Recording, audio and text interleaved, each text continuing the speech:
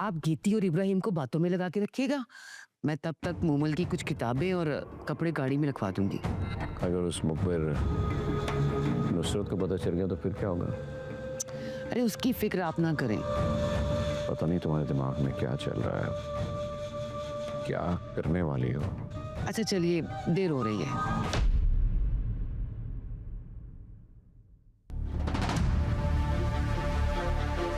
नुसरत, ये कुछ चीजों की लिस्ट है, जाके बाजार से लेकर आओ।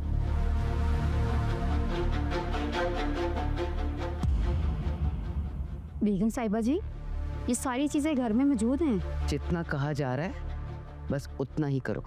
अच्छा जी।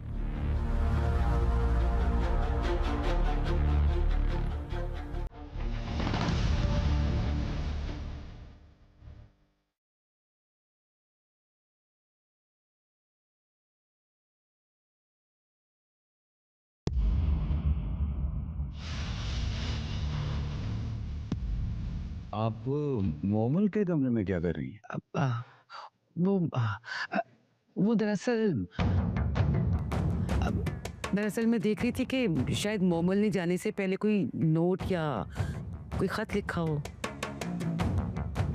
मैं सब कुछ देख चुका हूँ। शायद कुछ अलमारी से मिल जाए।